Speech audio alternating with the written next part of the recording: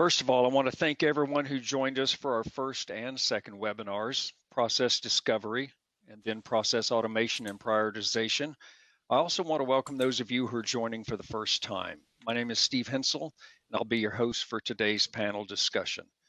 Today's session is 3 steps to building a business case for process automation that gets approved, and then how you track the success. Before I introduce our speakers, I wanted to go over a few housekeeping details. Everyone has been muted. We do welcome and want your questions. To ask a question, please click on the chat icon in the lower right corner of your screen and type your question. We'll try to get to all your questions today. If not, we'll provide written responses following the session. We'll also provide you with a recording as well as slides from today. In addition, anyone who is attending can receive our value quantification tool that's in an easy-to-use spreadsheet format. I highly encourage you to use it, as it will be critical to building a sustainable automation effort. I think it is important to provide you with the why and the what up front. Why is this important, and what will it do for you? As I mentioned in our last session, the why is automation is increasing rapidly as every business undergoes some type of digital transformation effort. Forrester has stated that businesses that are pursuing an automation strategy are seeing an 86% increase in efficiency, 67% improvement in insights into their customers, and they're able to provide a 57% improved customer experience. Unfortunately, 50% of deployments fail to scale, according to Deloitte. And in a 2016 study, Ernst & Young said 30 to 50% fail after their initial try. So the why is we want you to be successful, and we have the right resources on today's panel to give you real-world experience. The what is we're going to give you the right questions to ask, as well as the right tools to help you build a business case that will result in a successful program for your organization. As I mentioned, this is a 5-part series. We'll build upon today's panel discussion in the next webinar on May 6th, when we help you learn how to build the foundation for an RPA Center of Excellence. Today is a departure as well from our previous 2 webinars. We believe hearing from practitioners will give you insight as to what goes right and what goes wrong. So our format this morning is a panel discussion. In addition to Roan Kilgo, CIO Advantage Point Solutions, and Doug Erb, CEO Landshore LLC, we welcome Shipra Mitra. Shipra is both a thought leader as well as a practitioner of automation. From building consulting practices at Infosys, KPMG, and Sprint, she's had a front row seat in seeing how to launch, manage, and measure automation programs. But just as exciting, she's recently been helping launch QuickElf.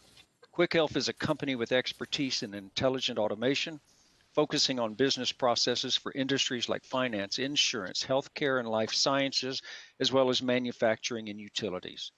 For example, they're launching an app for travelers that connects the traveler in other countries that may need a prescription filled to nearby locations that can meet their needs.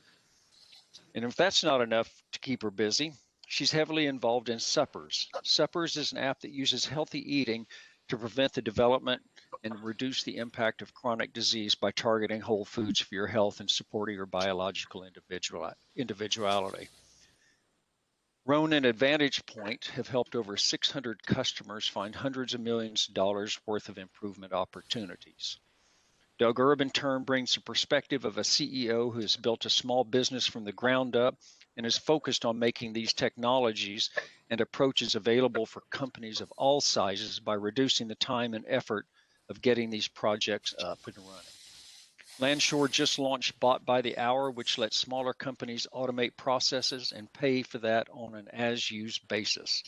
So Roan, for those of us who are just joining for the first time, can you level set what we've talked about so far? Sure. So the first 2 webinars, we discussed a lot of the opportunity identification and how you start prioritizing opportunities. Now, when we talk about opportunities, we're generally talking about things that you see that can be improved within your environment at a task level. And often that is through either reviewing process documents, as long as the process documents represent actual activity, or doing side-by-side observations, or using some of your analytic tools, and perhaps even some of the tools that you may have used some machine learning to spot some opportunities. Regardless, at this opportunity level, that's a task level. But as you do that, you have to start seeing what is the impact if we remove that task from this worker, and also where else does that task occur, and can we realize that benefit? Um, if you automate something, but then you don't take steps with the way you either distribute work or manage your people to be able to gain that benefit, then it's probably been great. You've made your workers' life easier and everybody's happier, but you haven't really dropped anything to the bottom line or increased your reach into your customer base. So we're going to talk a lot about value quantification, what that means, and how you get to the quantification level. And then we'll see that expand through the implementation and basically the production support in the next two webinars. So that's kind of the history. Now you see on the right hand side, I draw my DMAIC cycle because these things do map loosely. These 5 items map loosely to a DMAIC cycle, which is a Lean Six Sigma concept, the 5-step cycle for process improvement. This is assuming you have a current process. This is a process design. This is taking a current state process and making it better. So that's kind of the background. Now, we've all probably been a part of automation programs, and some, everybody's running around the room high-fiving, and maybe some others get some yawns. But Steve, you want to take this from here? Absolutely. And as you can see, we're trying to hit it head on, right? Why do some work and some fail? And what we've tried to do for the panel discussion, have a little bit of fun with it, because there are some unique opinions here, is the 3 questions you better have asked before you actually embark on this automation journey. So Ron, if you can hit the first question. Sure. And for the audience, keeping in mind that we're looking at building a business case for all the panelists, and Ron, perhaps I'll let you start, but in your experience, what's the primary reason why automation programs do fail? In my experience, and I know that as we prepared for this, we got some interesting insight from Shipra, so she can jump in, or Doug. But in my experience, the group that was doing the project often was enamored with the technology, but they didn't actually understand what the end goal was. Mainly, now everybody in the room thought they understood it, but nobody actually understood the baselines. I don't know if this rings true with anybody else, but I've often seen people present something in a meeting and all the heads in the meeting are nodding, yes, yes, we need that. But if you had the opportunity, as I've done several times, to stop the meeting and ask each individual, what are you nodding your head to? You would find out that they're actually not nodding their heads to the same thing. They don't have the same understanding of where they are in the business and what impact it has broadly. Some people look at it in a narrow focus and others in a broad focus. If you take the time in the beginning to capture your current state baselines, so do not even start solutioning yet, but understand what's actually happening that you want to improve. Often that, and then expose that in data, that will clarify in everybody's minds what the problem is. But let me ask you this question, because we've got people on here from small organizations, government entities, up to largest organizations. Usually when you start an automation program, it sounds great, but don't you have to have support of a senior executive to help this move forward? You do, but when you're talking to a senior executive, and let's just call them a champion, like the Lean Six Sigma people often do, when you need a champion involved in a project, and I think it's absolutely mandatory, the champion has to understand the baselines too. And this, your champion, you're going to have to sell this to your champion. So you're going to have to be able to go in there and say with data, not with emotion, this is what we're seeing on the shop floor. This is what we're seeing in the contact center. This is what we're seeing in our back office. Here's the data. Here's how it's impacting and dragging the productivity down. Maybe it's dragging the net promoter score down or CSAT down. And we believe that we can move this significantly with a program, okay, an automation program or an automation project. So even to get that champion on board, which is critical, you have to understand where you're starting from. Yeah, I guess, and I want to get Shipra's opinion on this too, because part of Go part of ahead, what Doug, please. can you hear me? Yes, go ahead. Okay. Yeah. Part of what I see from a failure perspective is that people just underestimate the actual effort it's going to be from them in their daily lives. So they begin these projects with an expectation that they'll be able to just magically make things happen, and it just doesn't quite work that way. It's true effort. And Shipra, what I mean, kind of give me your opinion on that though, or what you've seen. I approach them to say, first I ask, why are you doing it? Is it just to prove that this new technology, this new shiny toy is working? Is it coming from IT? Or is there a real need, real value from automating this process that you have? Because if the question is about this new shiny tool and to understand it, its value is going to be very limited, right? It's to understand the tool. But if you're looking at it of a value of, is it bringing the right, synergies in my business, then you're going to look at it from a process perspective and say, okay, let me find something which is automatable. And that becomes that discovery that Ron was talking about, right? So why are we doing it? Critical number one, right? The critical number two is, who is championing it? Because if someone who doesn't have the power is championing it, guess what? Processes are very complex. So if the process owner is not on board, the process users are not on board, you're not going to get that implemented because they'll be finding ways and exceptions that will break your automation. So, who's on board is the next key, right? So And the Shipra, why, go ahead. you're exactly right. And I wanted to tie what you just said back to what Doug was saying. There is effort here in driving process improvement, and it will take some time and some resources, human resources, maybe some financial resources. If that champion has not articulated clearly the goal of the project to the workers so that they can understand expectations, and if they need to, push back. Boss, you gave me this other priority. What do I need to do?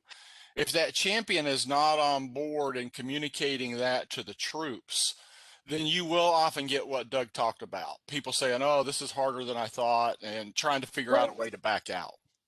That's the how, Ron. I was going to that third point, right? It's I'm sorry. What, the why, the what, and the how, right? And the how becomes that implementation plan of how we are going to address it, how much resources are we going to dedicate, what's the right level, because you're talking now about a process change that's going to impact the way people are going to work. So, who are involved in this initiative, who has their buy-ins, because if you're going to change a process that the practitioners don't want to change, guess what? It's not going to be easy. Then you need that top-down approach. But if you're going bottoms up, you're going to automate what the practitioners want. So again, who wants what needs to be done, how to do it? The three big questions are always there. Yep, but I'm going to agree with you and say that the primary thing here is that executive sponsor, that C-level that's kind of making sure running air cover, so to speak. So we've got the C-level exec covered. We know we need somebody there. Now, Shipra, I don't know about you, but when people are asking me if we started a project that was maybe led by the middle of the management ranks, right, or bottom up, so to speak, they're asking me who the proper sponsor is.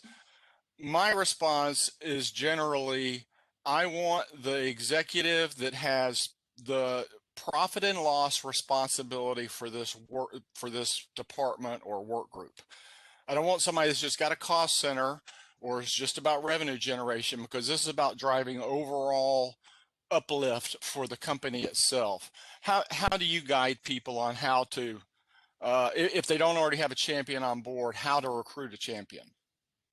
So two questions I would take from that, Ron. One is your automation journey tactical or strategic, right? If it's tactical, you're in that level of what you talked about, where the middle level or the low level people are kind of trying to automate their tasks to make their life easy and things like that, right? Limited benefits, limited visibility, and limited value. Whereas what you're talking about, which is the true sense of that automation, bringing value to the organization, you definitely need the championship, because what impacts it has goes across IT into business, because these are business processes we're changing. It goes into risk and compliance, because there are some processes you have to be careful about.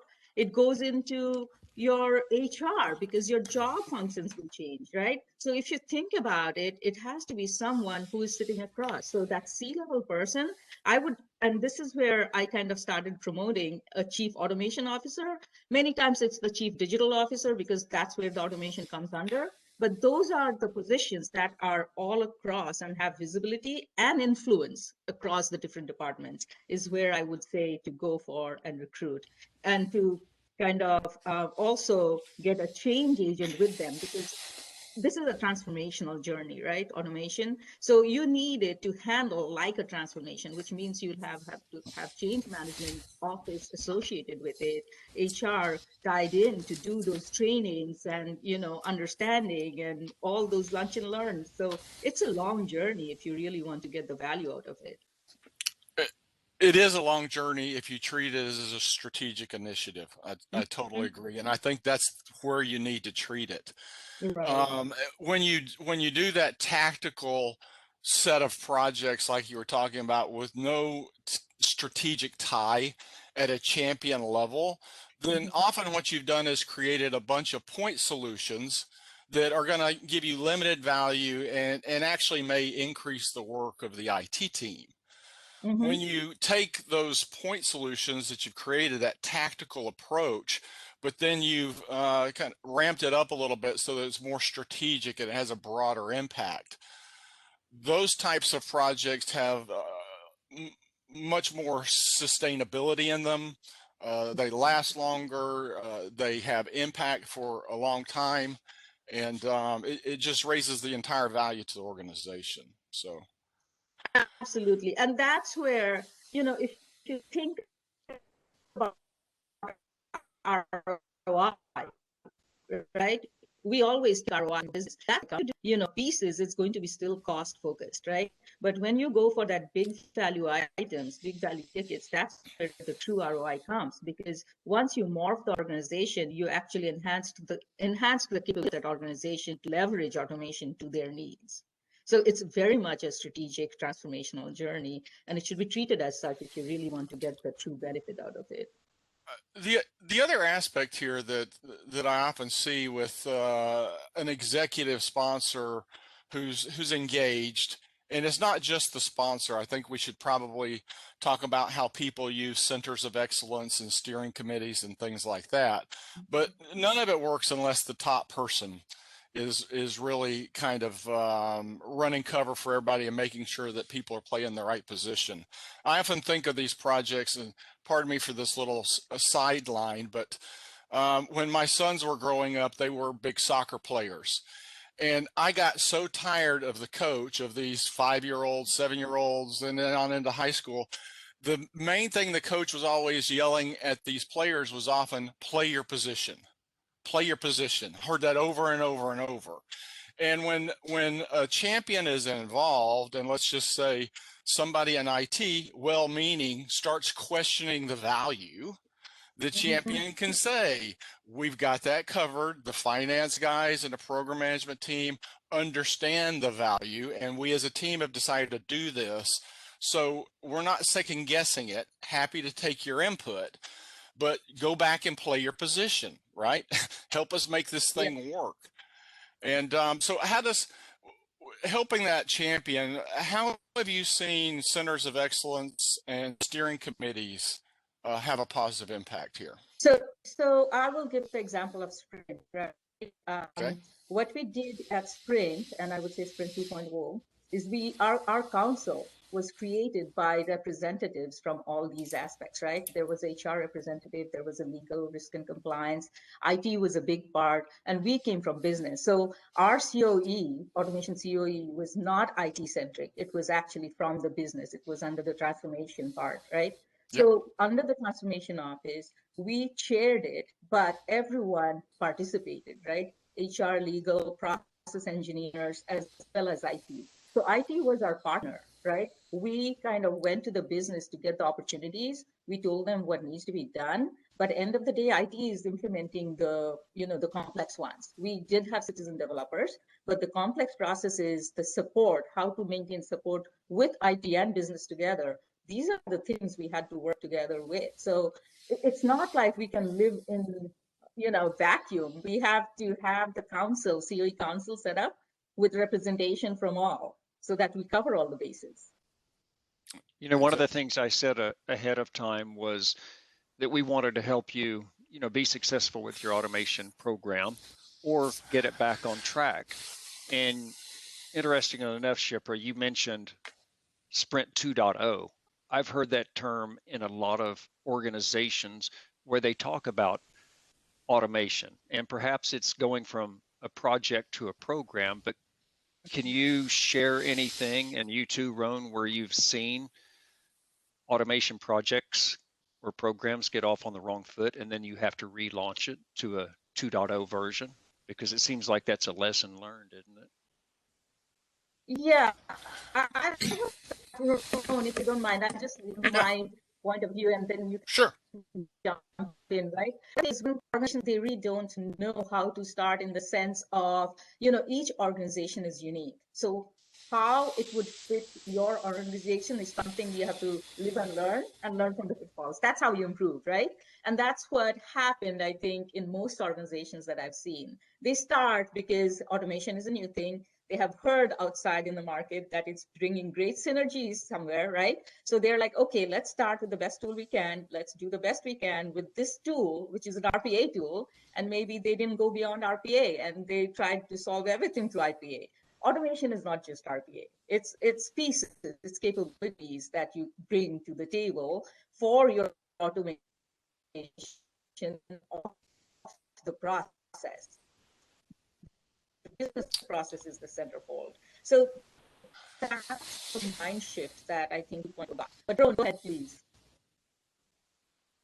Yeah, I agree with you. The thing about an automation program, then when you go in, especially when you're keeping the focus on the business value, the business people don't understand. They don't know what they don't know yet. And you almost have to go through a shakedown project or two.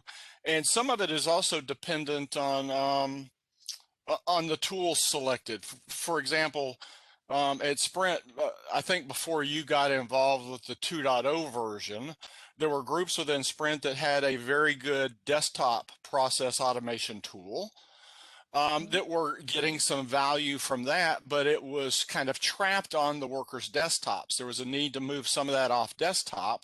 So Sprint acquired a different tool, an RPA, pure RPA tool for the unattended, but then they were missing some of the attended stuff.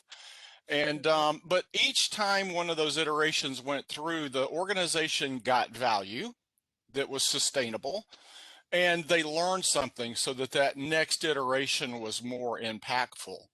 And so it is a bit of a journey. The other thing that I would say here is on the automation tools themselves, I often get a question, not this exact question, but I think you'll understand it.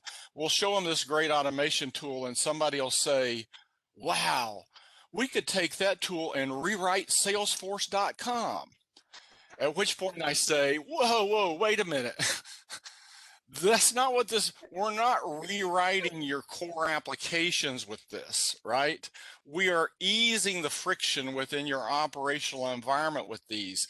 And if Salesforce isn't working right, if there's something missing, we can add it. But if it's a configuration issue, configure Salesforce appropriately. Don't try to address a configuration issue with an RPA tool. right? Absolutely, absolutely to the point, Ron. In fact, I'll give a use case here. So we went in to automate a process, and then what we did evaluate was, can it be done in the native app? If it took more than, say, 3 months, that was our break point, right? We're going to do it in RPA with 1 month. That's the challenge we gave to the native app team, right? So this became almost kind of a bake off, in the sense that if the app team said, hey, we can do it in 1 week, we're like, please go ahead and do it. It's more stable. But if you can't, we, as a backup, we're going to use RPA to solve your problem. Well, and that's a great way of evaluating it, because the business is probably losing money as time progresses. And often Exactly. these automation tools are used as a bridging strategy. The business Exactly. says, I need to improve. The IT team says, well, we'll rewrite the app, but it's going to take us 18 months. The business says, well, let's take a month or two and do it with an automation tool. And when you finally change the app, we can just decommission that. There you go. And you got so much value because of that bridge gap. That business was going to lose that opportunity that no one could have done. So Doug, Exactly right. Exactly you've right. seen some of that too, haven't you? Right? I mean, you've implemented a number of sales performance management tools, but yet they fall short in a lot of areas, and that's one reason why you started embracing things like automation and RPA. Right. I mean, I think in a lot of places you see that traditional methods of getting information in and out or communicating with systems would be like an ETL program, or you'd have to write some kind of heavy code, maybe PL SQL, where reality is you're better off once a program receives human input and effectively cleans it, taking it and then moving it into the other program, utilize an automation tool, or in some cases where we've seen kicking off efforts with a scheduler can be difficult based on some of the SaaS applications, where if you were just to create the same concept using an RPA tool or some type of automation, you can do it within days rather than months. And then you're never really reliant on actually having your SaaS application owner, the vendor itself, determining, even though you've kicked off your scheduler, when they're going to actually run your application. You're literally running it in real time.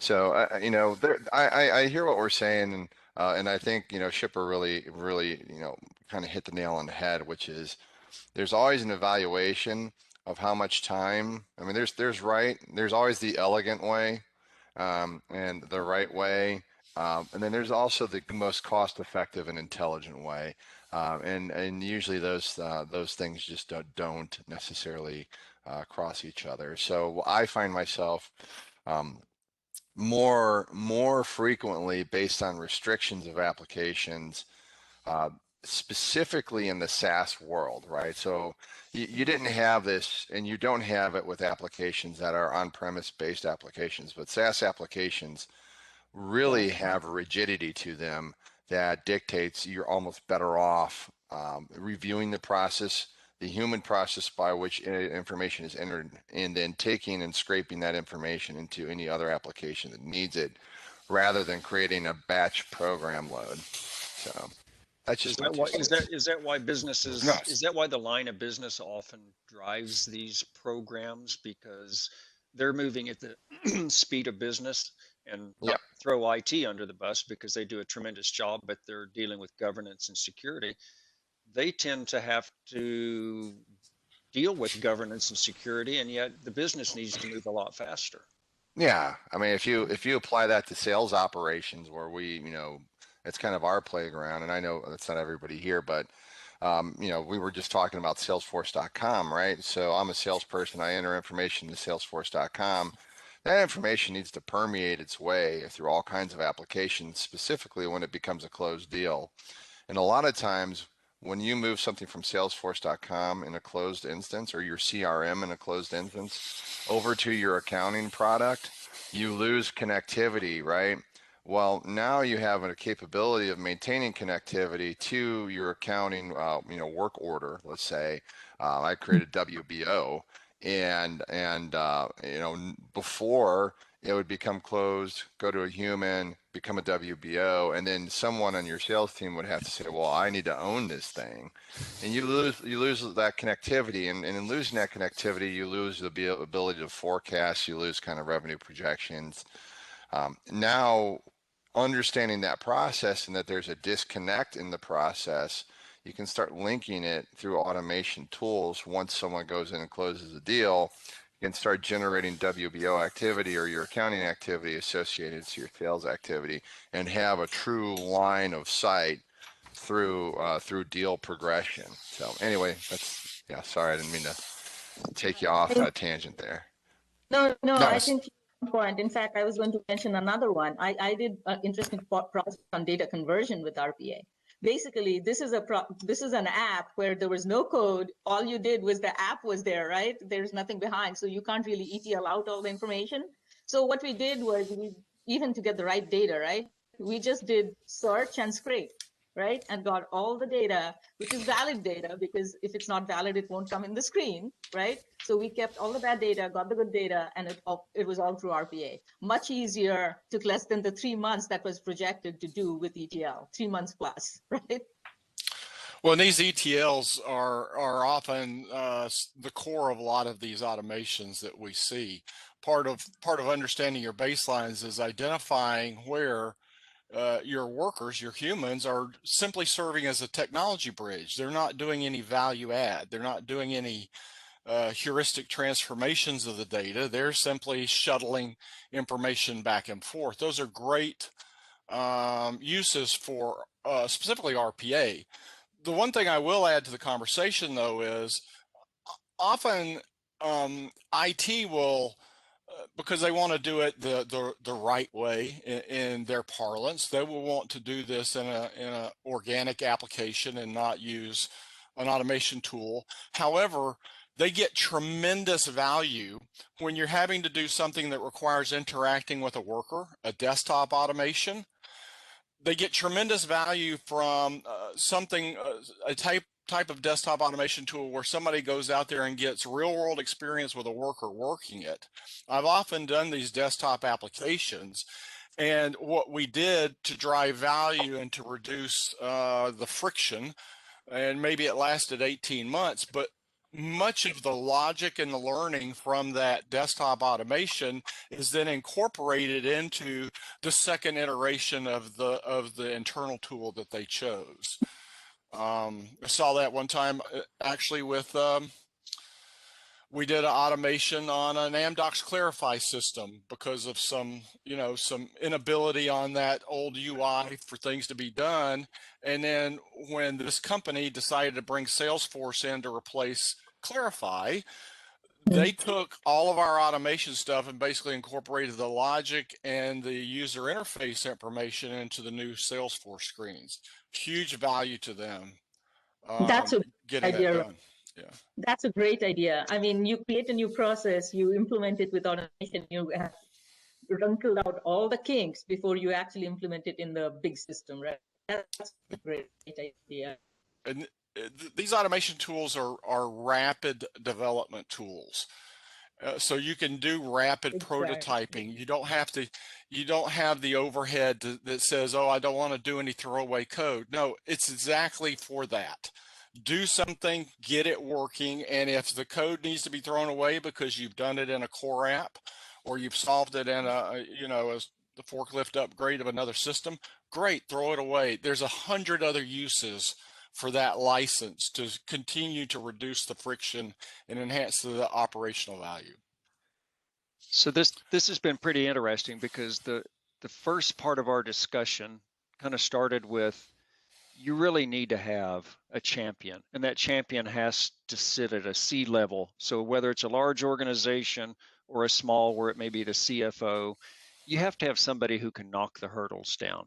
But then it seems like we move from there into, well, how do you keep this as a sustainable effort? You need somebody underneath that person, and perhaps you call that a program manager. It may be a different term in a different company, but you have to have somebody who's driving that day to day, and that person is also supported by perhaps a steering committee or the lines of business, just to be able to circle back and say, how are we doing?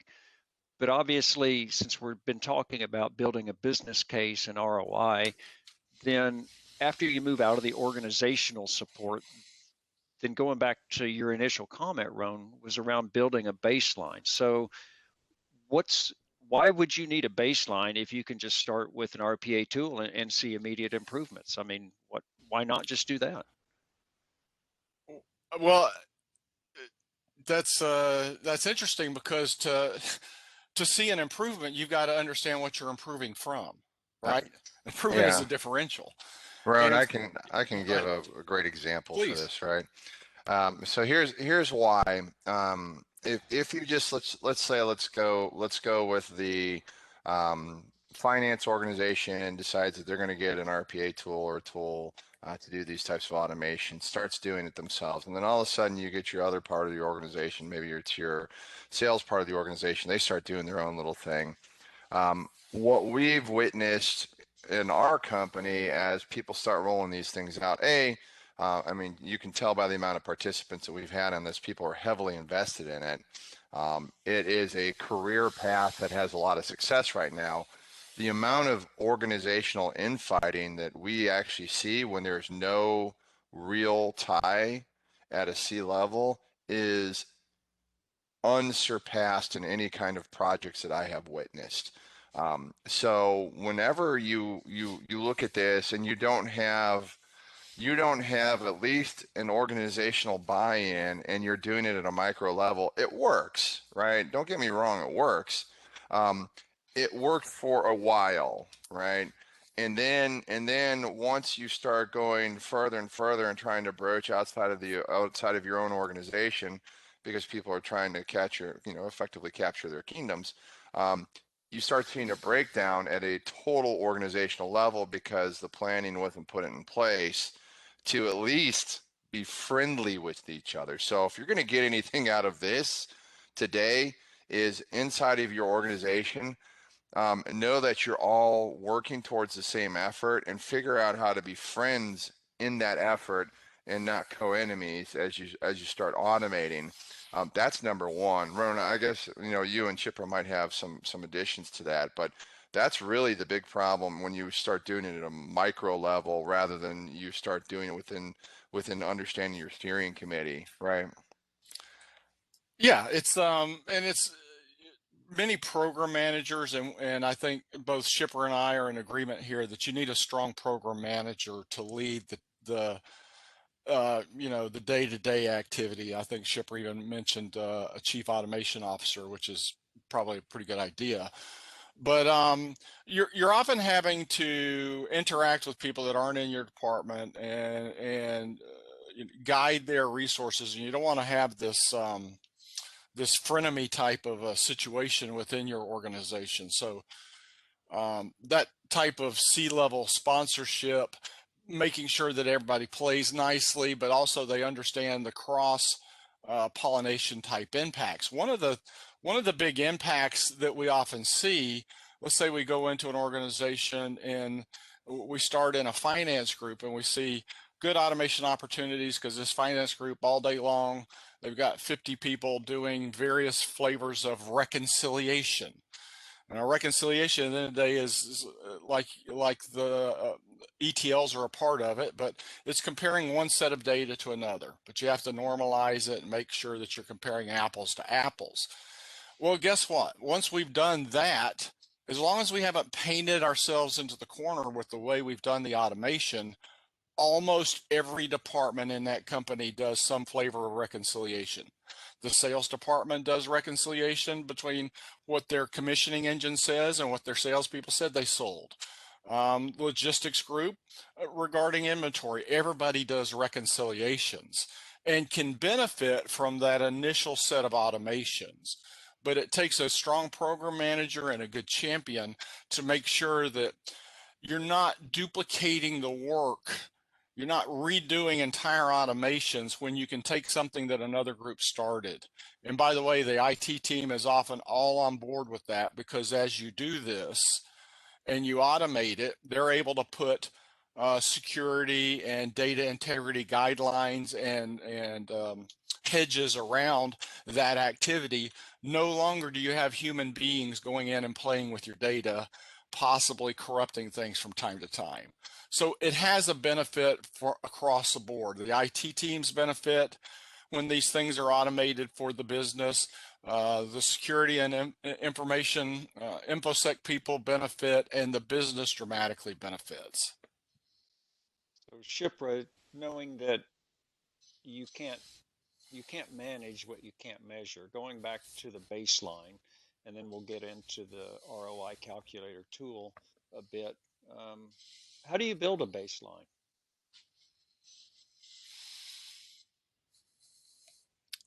I may have lost. Yeah, she was having connectivity issues. I was seeing it. So sorry, would you take that one on about sure. building the baseline? Yeah, no problem. And I'll use the I'll use some of the information that we shared before.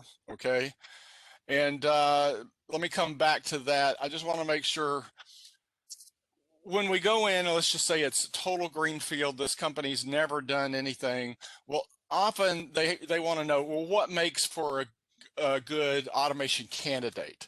I want to make sure they understand the right-hand side. Anytime a worker is doing these things, those are good automation candidates or targets for at least the first couple of iterations. I'm not saying you can't do some scripting of a conversation with a person. Chatbots are a good example of that. Interpreting images, interpreting freeform text. In other words, maybe going through an email inbox and pulling things out, and then doing some trial and error problem solving on things that pop up. Those can be automated to a certain extent, but those projects generally require adjacent technologies and have some very significant heavy lifting. That's where you start bringing in machine learning and artificial intelligence to augment that. Stay focused on the things that you see on the right-hand side. So you're looking for those things that are purely rule-driven and the rules are known. As you do that, as we said in the early ones, just make your list of things that you think you can improve. Maybe you've just walked through the center and you've seen this, or somebody said, it's really hard for me to do all the steps in the account maintenance. Or, you know, when we do address changes, we have to change the address in 5 different systems. Put it on the list. The next thing you need to do, though, is you need to make sure, are the rules understood, or is this kind of free form every time it's done? Generally speaking, you'll find that the rules are understood, and that's the classification part. Then you want to say, okay, if we automate this, how much time is it going to save? So you could have your stopwatch, you could show, you know, take a sampling of the workers doing it, or if you've got some good workforce management data, you can use that. And then you can just sit down with somebody who understands the technology and said, if we automate this, is it going to have to be done on machine, or can we do it off that person's desktop? If you remove it totally from that person, 100% of the time goes away. If you're going to do it on desktop with that person, well, there's going to be some computer time, network, you know, calls and things like that. You may not reduce 100% of it. You may only reduce 50% of it. And then you have to say, well, how many times a day does this happen, right? These are the 3 steps of just getting the baseline of, this is what we see. This is how much time this stuff takes. And if we automate it, this is how much of that time we can shave off. Now, in our calculator itself, you also will take into consideration things like your current utilization rate of your employees. In other words, if you pay somebody to do claims processing, how many hours of their day are they actually able to do claims processing? Because you have team meetings and things like that. We give you the tools to estimate that and to account for that type of activity. The reason that's important is if, because of the other stuff, administrative stuff, and maybe waiting for work to become available, you will have some idle time in there. If you have a lot of idle time, but you find some good automation opportunities, let's just say that you have a worker that, no fault of their own, but they stay busy only about 50% of their day, you only have to automate about 4 hours of a day's work across an organization to save a full FTE. And once again, it's not necessarily about the cost savings, even though that's a downstream impact. But anytime you can accelerate processing of claims, processing of payments, paying invoices, or creating invoices to collect money, faster time for a call center agent to resolve an issue of a caller. Anytime you reduce that time load, you're going to have a downstream impact on your customer satisfaction. So cost savings, yes. Better CSAT, that's the better outcome. Hopefully that generates higher revenue. But within this quantification, this is kind of how you start. These are that task level type activities, but as you can see from this example, some of these activities, those activities are done in 4 or 5 departments in this organization. So, Steve, did that address the question? Yep, okay. It did, and that was great information. So, what I would say is, to summarize, our objective for all of these webinars is to give you valuable insight into either how your company can get started or get your project back on track. From Doug to Roan to Shipra, all 3 of these companies are focused on their decades, or bringing their decades of experience, but it's not just to large organizations, it's even to the smallest startup organization. So we hope you've seen benefit in this. We will follow up with you to see if you'd like to receive the return on investment spreadsheet that Roan was just showing. And by the way, it does build on the previous sheets from the other webinars, so we can provide those to you. And then it lets you project your total cost of ownership 3 to 5 years out. And what that means to you, obviously, is you build a strong business case and you can keep your automation program going.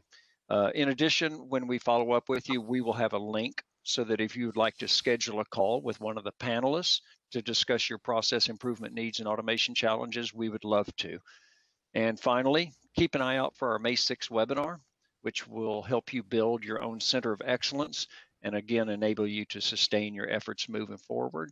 With that, thank you very much for joining, and we look forward to seeing you on May 6th.